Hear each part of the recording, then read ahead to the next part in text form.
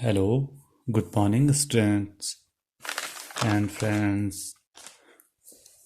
आज का हमारा टॉपिक है मानव का पाचन तंत्र या ह्यूमन डाइजेस्टिंग सिस्टम।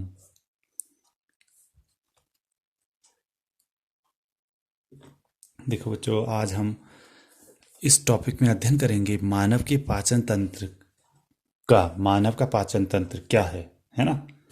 तो ये आप लोग एक डायग्राम देख रहे होंगे। यहाँ पर ये मानव का पाचन तंत्र बना हुआ है। इसमें बहुत सारे भाग मिलकर मानव के पाचन तंत्र का निर्माण करते हैं।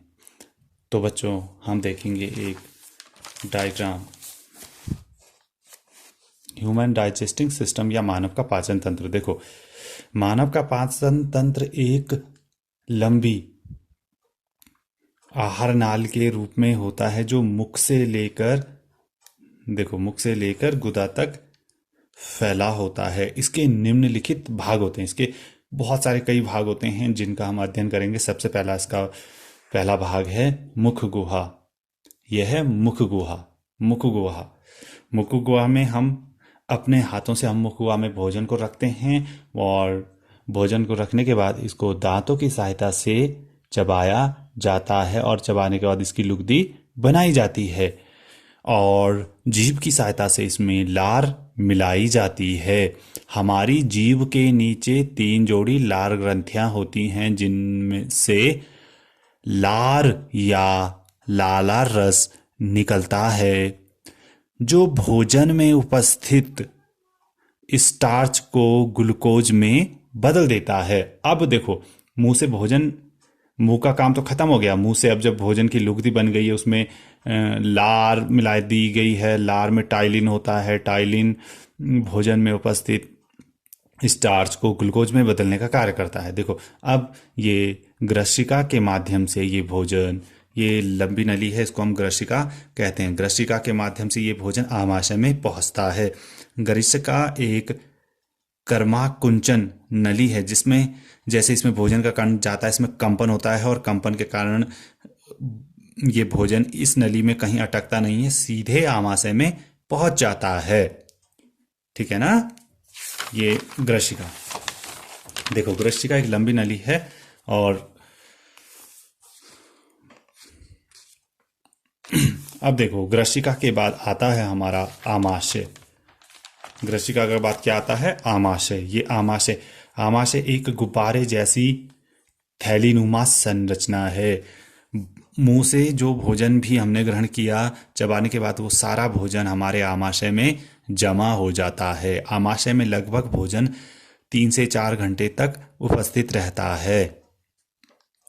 जब भोजन आमाशय में पहुंचता है तो फिर आमाशय की दीवारों से हाइड्रोक्लोरिक अम्ल निकलता है जो भोजन में मिला लिया जाता है, जो भोजन में उपस्थित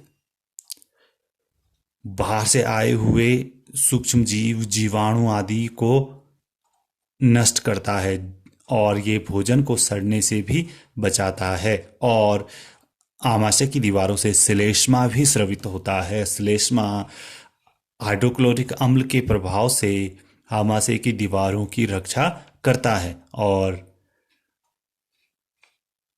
अन्य आंतों की दीवारों की भी रक्षा करता है।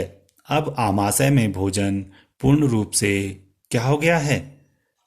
टूट गया है। अब ये भोजन आमाशय से होता हुआ ग्रहणी के माध्यम से ये छोटी आंत में पहुंचता है। ये देखो, हमारे पाचन तंत्र के कौन कौन से भागों का हमने अध्ययन किया? मुख गुहा का, ग्रशिका का, आमाशय का, है ना। अब यहाँ पर ग्रहणी होती है, सी आकार की नली होती है और वो यहाँ पर स्पष्ट दिखाई नहीं दे रही है, बड़ी आंत के पीछे छुपी हुई है और सीधे अब भोजन छोटी आंत में पहुंचेगा। छोटी आंत में पहुंचने के बाद भोजन, देखो छोटी आंत में पहुंचने के बाद भोजन क्या होगा? भोजन का वहां पर भी पाचन होगा। छोटी आंत की लंबाई लगभग 7 मीटर होती है। कितनी होती है? 7 मीटर होती है और ये एक पतली नली है, इसीलिए इसको छोटी आंत कहा जाता है। छोटी आंत में जब भोजन पहुंचता है तो फिर वहां यकृत से गैस्ट्रिक जूस यानी कि पित्तरस ये यकृत में एक पित्ताशय होता है, जो यकृत से पित्तरस जो निकलता है वो इसमें जमा होता रहता है, और पित्ताशय से पित्तरस आकर छोटी आंत में भोजन में मिलता है, और यहाँ से अग्नाशय से भी आकर अग्नाशय रस आकर छोटी आंत में भोजन में मिलता है। पित्ताशय से जो पित्त रस निकलता है वो भोजन में उपस्थित वसा को छोटे छोटे वसा कणों के रूप में यानी कि ग्लिसरॉल के रूप में तोड़ देता है, और भोजन को क्षारीय भी बनाता है। पित्तरस क्या करता है, वसा के कणों को छोटे छोटे रूप में तोड़ देता है, इसमें लाइपेज वगैरह होते हैं, और दूसरा काम है इसका भोजन को क्षारीय बनाना। आमाशय में भोजन अम्लीय बन गया था ना, अब यहाँ पर आकर पुनः इसको पित्तरस के माध्यम से क्षारीय बनाया जाता है। अब उसके बाद अग्नाशय से अग्नाशय रस स्रावित होता है, और अग्नाशय रस में क्या चीज होती है, अग्नाशय रस में ट्रिप्सिन होती है। अग्नाशय रस में क्या होता है, ट्रिप्सिन होती है। अग्नाशय रस में क्या होता है, ट्रिप्सिन, जो प्रोटीन को अमीनो अम्ल में तोड़ देती है।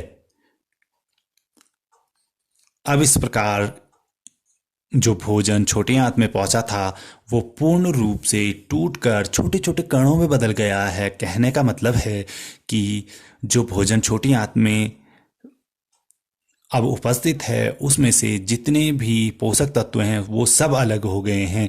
जिस तरह से जूस मशीन से जूस अलग कर लिया जाता है और अपशिष्ट पदार्थ बचता है, उसी तरह से भोजन में से जितने भी जो पाचक रसों के क्रिया के बाद जो भोजन बचा हुआ है वो उस अब भोजन का जूस है, और अब छोटी आंत की दीवारों में रसांकुर उपस्थित होते हैं, उंगली जैसी संरचनाएं जिनको हम रसांकुर कहते हैं, है ना, मूल रसांकुर कहते हैं।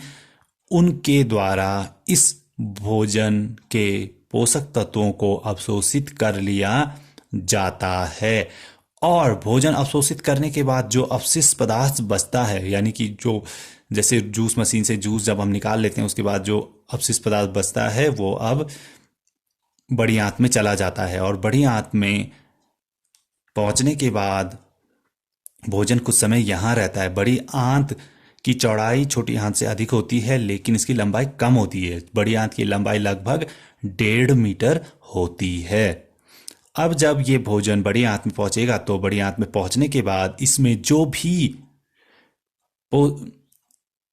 पोषक तत्व बचे हुए हैं और वसा आदि और जो जल बचा हुआ है वो छोटी आंतों की दीवारों में उपस्थित रसांकुरों द्वारा अवशोषित कर लिया जाता है। छोटी आंत में जो रसांकुर होते हैं वो बड़ी आंत में जो रसांकुर होते हैं वो छोटी आंत की तुलना में बहुत अधिक होते हैं, और छोटी आंत में भोजन में से जितना भी जल है वो पूर्ण रूप से अवशोषित कर लिया जाता है, और अब ये अपशिष्ट भोजन मलाशय में जमा हो जाता है। यहाँ पर मलाशय की थैली होती है और ये अपशिष्ट भोजन अब मलाशय की थैली में जमा हो जाता है, और मलाशय की थैली भरने के बाद गुदा द्वार से हम उसको शौच जाकर शरीर से बाहर करते रहते हैं। तो बच्चों, आज हमने इसमें पढ़ा था मानव का पाचन तंत्र। मानव पाचन तंत्र के कौन कौन से भाग हमने पढ़े। सबसे पहले मुख हुआ, फिर दूसरा भाग ग्रशिका, तीसरा भाग हमने पढ़ा इसमें आमाशय, फिर चौथा भाग हमने इसमें पढ़ा छोटी आंत, और छोटी आंत में यकृत और पित्त।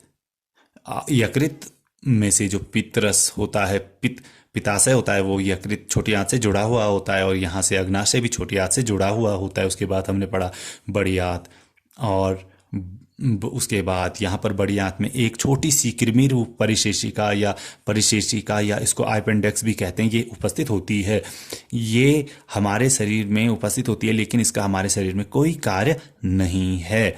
ये उन जीवों के शरीर में सक्रिय होती है जो कच्चा मांस खाते हैं, और इसका कार्य होता है कच्चे मांस में उपस्थित सेलुलोज को पचाना। लेकिन मनुष्य तो पका हुआ भोजन ग्रहण करता है, इसलिए इसके शरीर में इसका कोई काम नहीं है। कई बार कुछ भोजन के कण इस अपेंडिक्स या परिशेषिका में चले जाते हैं तो वहाँ पर ये भोजन के कण सड़ने लगते हैं और एक विषाक्त पदार्थ का निर्माण करते हैं जो कि हमारे शरीर के लिए हानिकारक होता है। तो कई बार इसमें भोजन करने जाने के बाद जो विषैले पदार्थ बनते हैं वो हमारे लिए नुकसानदायक होती हैं, इसलिए कई बार इसको ऑपरेशन करके शरीर से बाहर निकाल लिया जाता है। पित्त कई बार तो ये परिशिष्टिका या अपेंडिक्स की पूरी थैली को ही बाहर निकाल लिया जाता है और कई बार इसको साफ कर लिया जाता है। ये हमारे शरीर के लिए काफ़ी नुकसानदायक होती है। तो बच्चों, इस टॉपिक में हमने इतना ही अध्ययन किया। अगर आप लोगों को कोई समस्या इस टॉपिक में आ रही है या कोई भी टॉपिक समझ में नहीं आ रहा है या कोई भी इसका जो पार्ट्स है आपको इसका विस्तृत ज्ञान चाहिए या आपको विस्तृत जानकारी चाहिए, तो आप डिस्क्रिप्शन में डिस्क्रिप्शन में जो लिंक दिया हुआ है वहाँ से इसके और वीडियो भी डाउनलोड कर सकते हैं और आप मुझे कमेंट भी कर सकते हैं। और आप मेरे व्हाट्सएप नंबर में 74174090 में भी आप व्हाट्सएप कर सकते हैं। लेकिन ज़्यादा से ज़्यादा आप हम मेरे यूट्यूब चैनल में कमेंट करके इसके बारे में राय दे सकते हैं।